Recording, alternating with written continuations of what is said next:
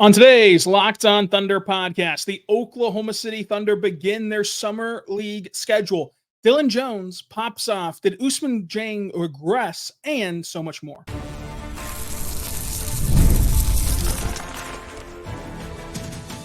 You are Locked On Thunder, your daily Oklahoma City Thunder podcast. Part of the Locked On Podcast Network, your team every day. Let's get it going on the Locked On Thunder podcast on the Locked On Podcast Network, your team every day. I am your host, media member, and SI Thunder beat writer Rylan Stiles. Follow me on Twitter at Rylan_Stiles. Follow the show on Twitter at LOThunderPod. Email the show, LOThunderPod@gmail.com. On today's show, brought to you by FanDuel Go, and we're going to check out FanDuel coming up. Go check them out today. Because they're awesome and they're there for you, giving you daily bonuses even in the summertime. So go there right now and check out today at FANDUEL.COMand. We're going to dive into the summer league. What a time it is. Whenever you look at this summer league, the Thunder start out in Salt Lake City. You saw Dillon Jones pop. You saw AJ Mitchell settle in. You also saw Ousmane Dieng not quite play up to par that you would expect. So we'll talk about all that, plus your mailbag questions and more. Well, let's talk about Dillon Jones first. I think that whenever you look at Dillon Jones, his game is not going to get the full credit it deserves just by looking at the box score. The box score for Dillon Jones, 9 points, 10 rebounds, 7 assists, a steal, 2 fouls, a turnover, a couple turnovers, 4 for 11 from the floor, 1 for 5 from 3. This was not your typical 4 for 11 affair for Dillon Jones. A lot of those shots rimmed out. A lot of those shots, he created really good looks for himself. And the basis of why you go get this guy and why the Thunder have targeted this guy for 2 years, they were all there, and they were all on display in this opening game. And there are 2 massive plays that I think stand out that are not going to show up in the box score, but I think are the exact reasons why the Thunder went out and got Dillon Jones. The first play that stands out comes defensively, where he pulls off this incredible, scram switch with AJ Mitchell. And so what a scram switch is like, in this example, Bona had Mitchell sealed off in the post. And so that's an easy mismatch. Bona, who finished with 7 and 7, just going to pull off a drop step dunk, and he's going to get past Mitchell. The guard should not be in the post on the low block with a guy like Bona. So it was going to be a huge mismatch. And so ideally what you do in a scram switch is that you rotate over to the big as the ball's in the air to the big. Once he receives the ball, he turns, and he no longer has that same mismatch. Now you've thrown them off. Now you've added a wrinkle to it. So Jones is trying to alert Mitchell to the scram switch. Eventually they click, and Jones takes away that read to Bona. Now, credit to Doden Jr. from the Sixers, who does not make that pass to Bona once he realizes that Jones is going to switch in. He whips the ball across the court to the other side for a lightly contested 3. That 3 would have been heavily contested had Mitchell made that realization on the switch quicker, but still, he got out there and he was able to put a hand in the face, and the Sixers missed that shot. So in that one possession, because of what Jones is able to recognize and to adjust to, the Sixers had an initial action, kind of blown up, so to say, as Dowden kind of Nash dribbled out. And then they had their first read taken away, and then they had to go to their third read over to the far side. So that was just stuff that happens due to Jones being able to recognize plays and recognize situations. Similarly, on the offensive end, Thunder come down, and Jones gets the ball around the top of the key, shaded closer to the right slot, gets the ball and recognizes right away that the Sixers are in a 2-3 zone. So he makes sure that Dieng stays where he is, which is on the left slot, and he brings KJ Williams to the ball. That obviously shades the defense closer to KJ Williams, who's now in that kind of zone beater area, elbow extended, gives the ball to KJ Williams, and goes and runs a handoff with Williams. And so when he gets the ball back from Williams on the handoff, he immediately fires it over to Ousmane Dieng. Remember, the defense in the 2-3 shades over to Williams. That leaves Dieng wide open. Really clean look for him. the shot just didn't fall for Oos last night, and it didn't fall to kind of generate a stat, but it was still a fantastic play, a fantastic recognition of what the Sixers were doing and how to exploit it, and a situation where you saw that was an example of where Jones felt in control, in command of the game, and the players, to their credit, also reciprocated that command that Jones had. So being able to create advantages was the theme of the night for Dillon Jones. He created that advantage there with Dieng offensively. He takes away the advantage that the Sixers had with Mitchell in the post with Bona, and you do not want that matchup. So you can envision now how these things would look. For example, that scram switch would look if you're switching with Caruso or you're switching with whoever in an actual NBA game. Cason Wallace, whoever you're going to be switching with, right?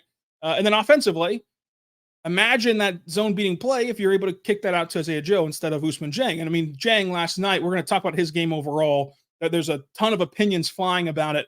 We're going to break it all down coming up.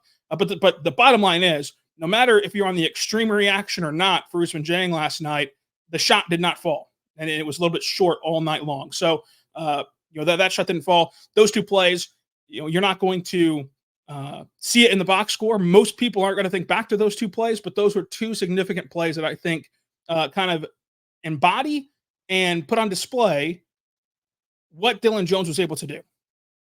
And alongside that, he was able to play at his own pace, which is really interesting, of like things that the Thunder seem to continue to value. Because like when you look at their roster, there's no player better at playing at their own pace than SGA. Like if you were going to look up in the basketball dictionary who goes at their own tempo, the picture next to it is Shaq. J-Dub has some of that in him, where he can kind of go and get different gears and slow down and be a little herky-jerky, is the common term people use to describe that element of the game. And Dillon Jones was really good. I think that there was one chance here, and it still worked out. Like he still ended up snaking his way to the elbow for an easy look. But they were running a double drag screen, and he could have waited a little bit longer and let that second screen hit, and then who knows what that would have created out of it. He goes a little bit too soon, only takes the one screen, and he's having to kind of maneuver through traffic, but he does get a clean elbow jumper that didn't fall. That's kind of the theme of last night. Like he did not take any bad shots last night. They also just didn't quite rim in for him. And so you're going to see some of that fall. If we see the body of work that he did in college, you're going to see some of those shots fall.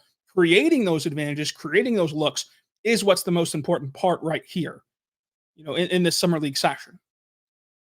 Because, it's tough. And I think that you should go listen to Jared Dudley, Mavs summer league coach, talked about this yesterday at Mavs practice, where he was talking about how there's going to be guys in summer league who score 25 points a game, and they never sniff the NBA. They never get a look. They never get an opportunity. They just don't ever play in the NBA.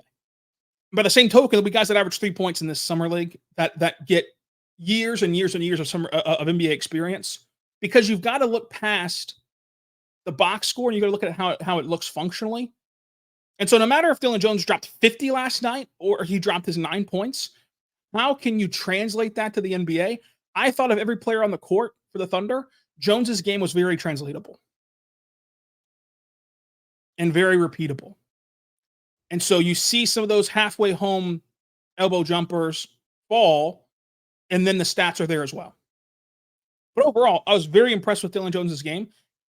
Clearly, no player is ever perfect, but these are some of the reasons why I think that he's NBA ready. We'll see what that looks like, though, because being NBA ready for this specific team is a little different.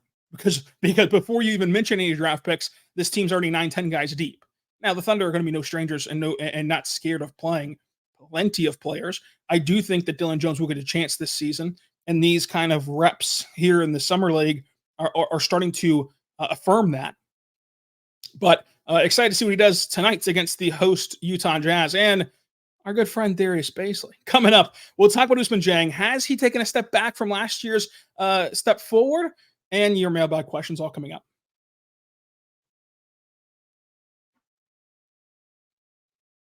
But first, I want to say right now about our good friends over at BetterHelp. Check out BetterHelp today to get started, folks. Sometimes we all need to be able to take a step back and talk about things in our life, get things off of our chest. And that's where BetterHelp comes in.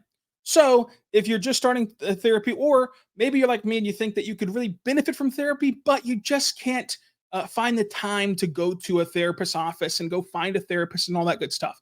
Well, BetterHelp, I think, is perfect for a lot of people because it's completely convenient. It is entirely online. It is flexible and it's suited around your schedule. We're all extremely busy. So go find the time right now to go to betterhelp.com online, wherever you may be, and whatever scheduling times you have. So what you do is you fill out this brief questionnaire and you get matched with a licensed therapist, and you can switch therapists anytime at no additional charge until you find the right one for you.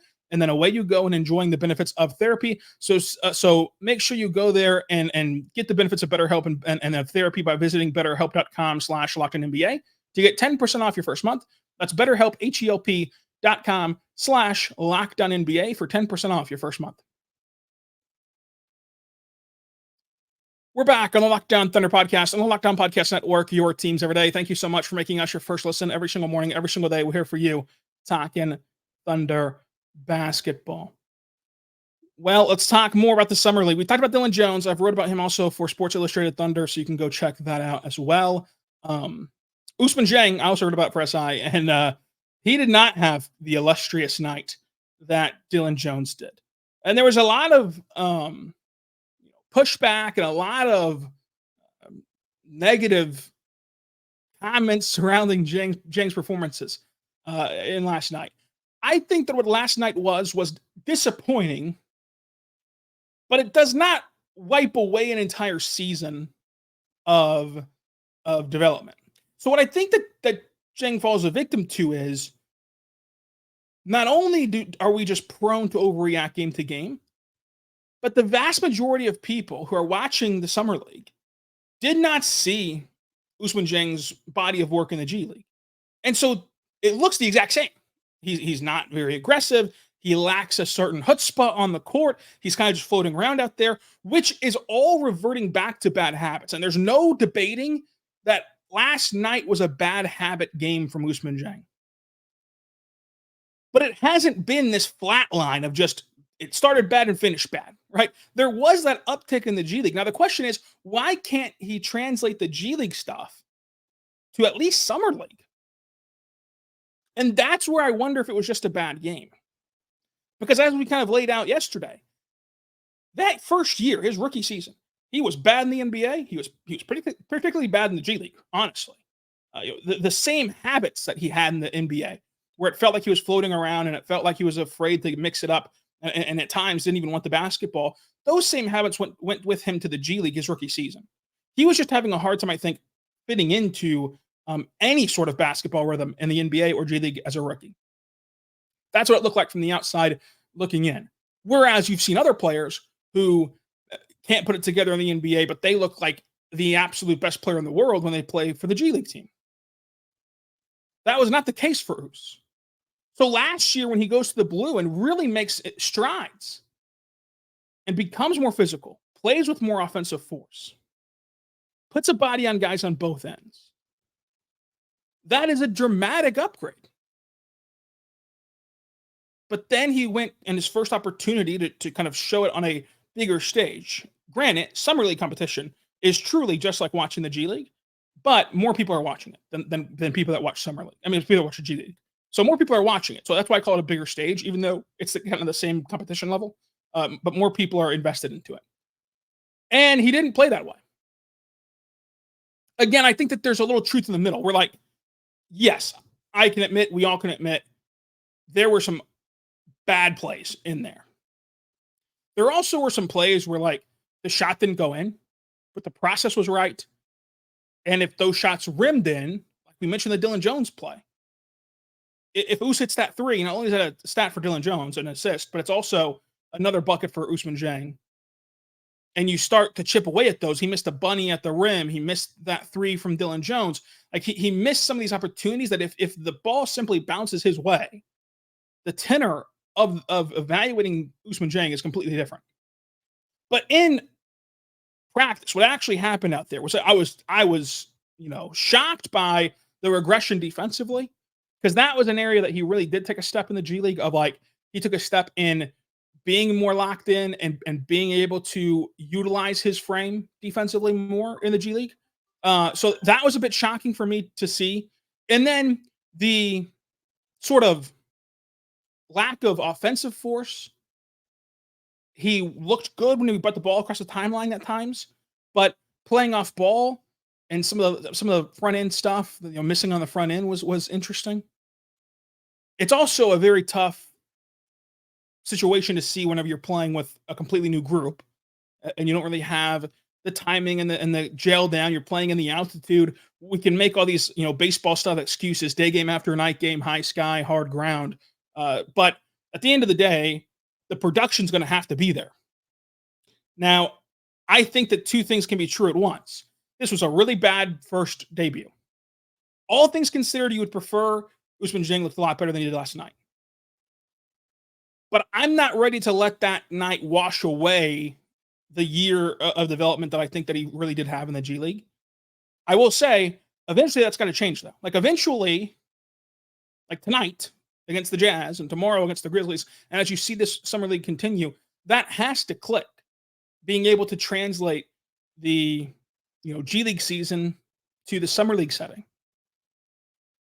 Because if you can't translate it to this situation, which again, I do believe is the same caliber of competition as the G League.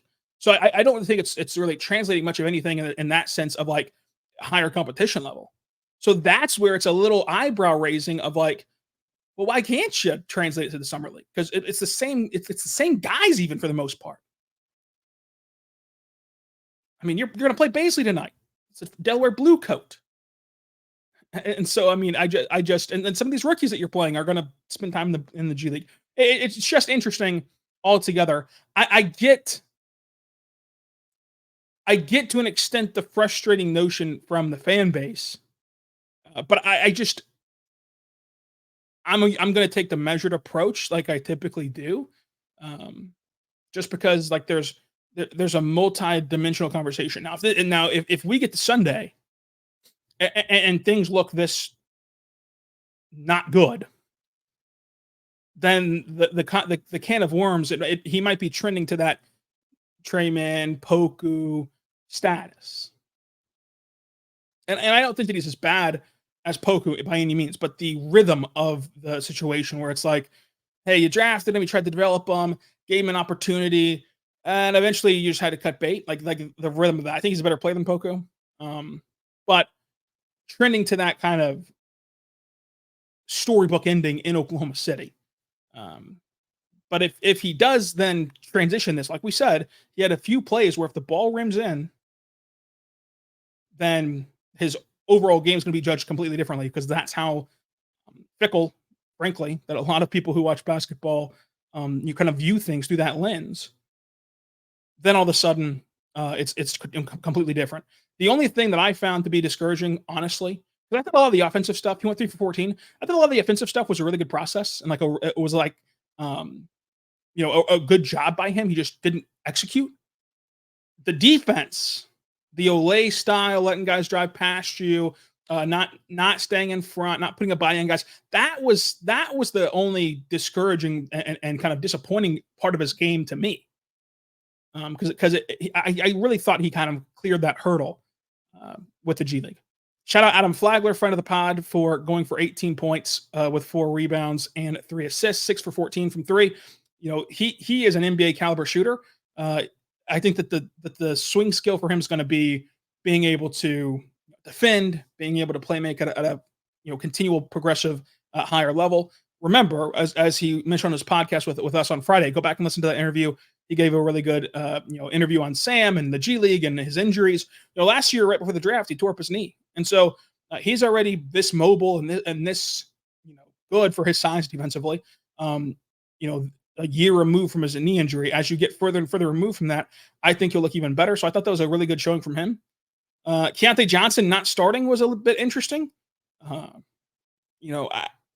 get it from Cam's standpoint. Tyler Kelly being a big man that you would feel more comfortable playing the 5 than Oos or Dillon Jones or Keontae. But that was very interesting.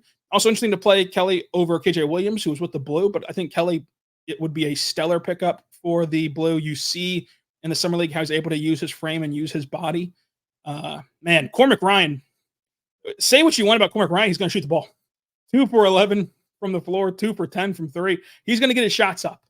I mean, he's the Daniel Bell of the summer league. I mean, he's going to get his shots up without fear. So go and watch the Thunder play the Jazz. We'll recap it all on tomorrow's show. Coming up, we're going to talk about your mailbag questions. But first one's here right now. But our friends over at FanDuel, check out FanDuel because FanDuel is awesome and they're there for you. We all love sports, but right now they're not sportsing as much as we want to. We never want sports to stop, but as the playoffs are over, there's fewer and fewer games on. So go check it out today at FanDuel because the sports keep on going over there because they have daily bonuses and daily opportunities for you to get boosts and bonuses every single day. There's something for everyone all day long, every day, all summer long. So head over to FanDuel.com right now and start making the most of your summer. FanDuel is the official sports betting partner of Major League Baseball, but perhaps you only feel good about betting on the NBA. Well, I've got news for you. You can still go over to that NBA tab and you can bet on Summer League tonight. The Thunder are 3.5-point underdogs to the Utah Jazz. You can also bet on next year's finals winner, and the Thunder have the second best title odds according to FanDuel, only lagging behind the Boston Celtics. You can also bet on next year's award winners, where SGA is third in MVP odds, only behind Jokic and Doncic. Check it out today at FanDuel.com and go there and check them out. We're back on the Lockdown Thunder podcast on the Lockdown Podcast Network, your teams every day. I am your host, media member, and Inside the Thunder beat writer Rylan Stiles. Follow me on Twitter at Rylan_Stiles, where we're answering your mailbag questions from over there. Scott says, I was curious as to how many roster spots the Thunder have left. I feel Sam might add a sharpshooter if he was actually considering Clay. Look, first of all, the Thunder have one open standard roster spot left. They project to have all the two ways filled, although this stuff can change. We're still months and months away from opening night in October where you need to have your roster set. But as of right now, they have one standard spot left confirmed. And then the two-way deals, you get 3 of them. Flagler's on a multi-year deal that he signed in February. They've already announced the A.J. Mitchell two-way signing. And then Shams has reported that Alex Dukas has signed a two-way deal.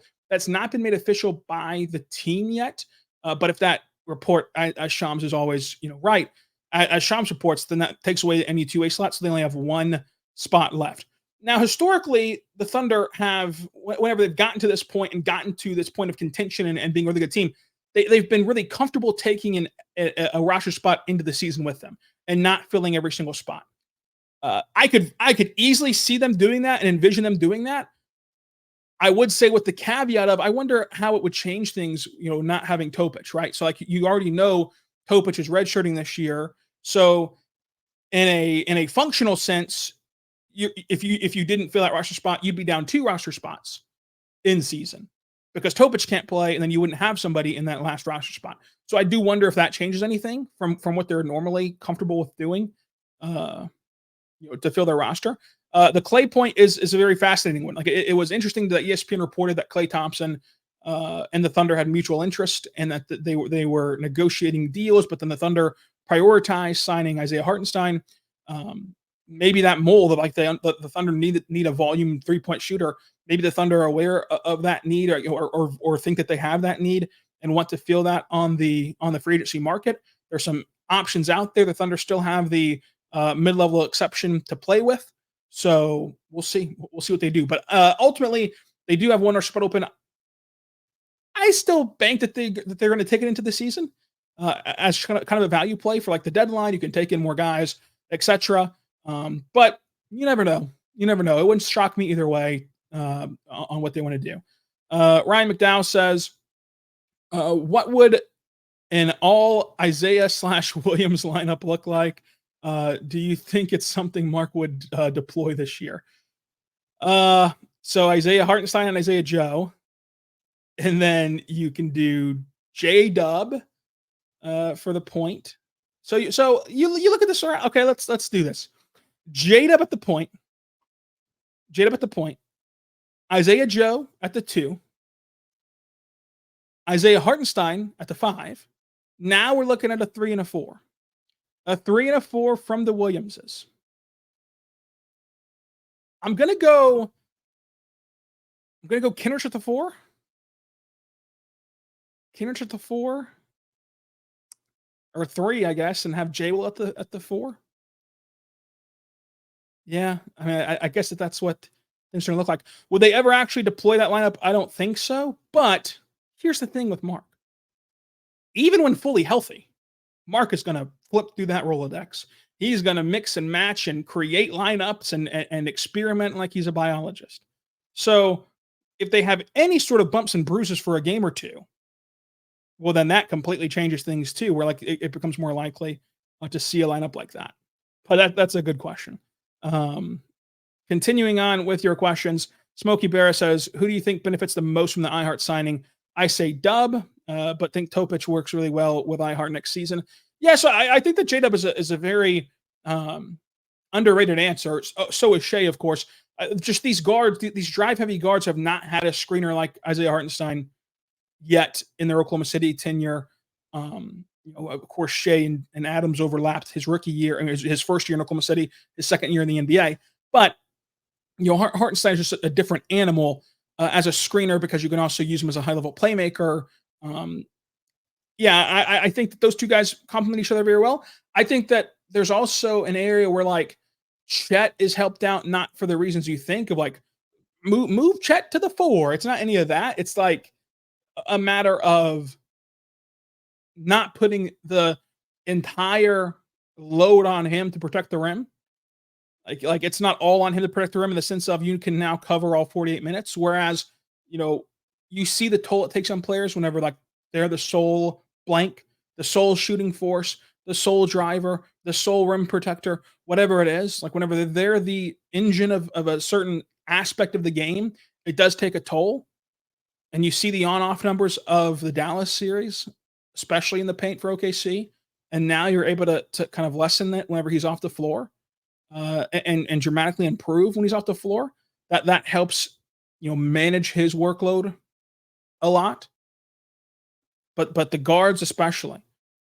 I could see the secondary unit too just getting an overall boost with his playmaking prowess. Because not only is he very creative, but he also has that 61% floater where if you don't give him attention, he can just pop that floater in easily. If you do give him attention, he's able to kick it out to the guys like Joe, like Wallace, like these guys. So it'll be very interesting to see kind of how it all comes into play. I think that the Thunder have done a good job of like tremendously improving their team while also complementing their team as well. Sometimes I think that you can improve your team in the sense of like the overall 2K rating, but the functionality of it doesn't improve.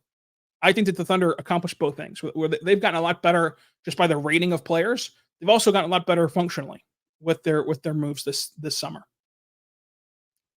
MK says, who are your top 5 players you're excited to see in Summer League? I'm assuming that this is just for the Thunder, or else Darius Baisley would be on this list, and some other other guys would be on there too. But for the Thunder, we've already seen a game, but I'll still answer the question. Oos, you've got to see something from Oos. Keontae, Dillon Jones, AJ Mitchell, Flagler, those guys. I am very interested in Kyler Kelly. I just think that he can be someone who is so valuable to the G League and to Cam Woods' system. So getting him in with the Summer League team and getting his G League rights, if they're able to do that, that would be massive as well. Funny enough, the G League Finals has seen Kyler Kelly come over from the Celtics and Jamias Ramsey go to the Celtics. So the winners and losers kind of swap some pieces a little bit in the Summer League at the very least. But continuing on here with your questions, Presto says, do you think the Thunder spend the remaining $8 million on the 4 spot, or do they believe in Oos? I could see it going either way of like, do they want to fill the roster as we mentioned earlier? Presto also says, does Dillon Jones immediately come in and play since he's 22, 23, or are the Thunder going to send him to the G League? I think that there'll be opportunities for Jones to play in the NBA. I also think that no matter what he does at the NBA level, like if he's exceptional or whatever. Like I think that he'll play with the G League because of just the raw numbers of players. Like Jones can play those NBA minutes and look good in those NBA minutes. But whenever you're competing with 10, 11, 12 guys to get on the floor, and there's certain matchups where you might see a DMP, or there's certain matchups where maybe we can get him in tonight, then it's just super easy to shuffle him down to the blue and get him some reps, especially playing in the same arena. So like doubleheader days, I would expect Jones to be with the blue at the minimum for doubleheader days, just because I don't think that Jones will necessarily be a fixture of the rotation of like, hey, he's sharpied in for 15 minutes a night. And the Thunder have not been scared to play guys in both parts of a doubleheader. So I think, as Adam Flagler talked about on our podcast on Friday, so I think that they'll be willing to do that with Jones, just as a complete and total guess. But I think that you're going to see some G League minutes, because even looking at Jones, the way that they'll utilize him with the Thunder, they'd be able to give him a longer runway and more path to developing his game fully with the G. So like I think that they're going to balance it very well. But I would not imagine, if I had to guess right now, I would not imagine that that Jones pulls a Kaysen, where like Kaysen came in, played all 82, didn't go to the blue once. I would imagine he's going to go spend some time with the blue. But we'll see. He was exceptional in his summer league debut, as we talked about for the first half of the show. Until tomorrow, as we recap game number 2 of the summer league and more, be good and be good to one another.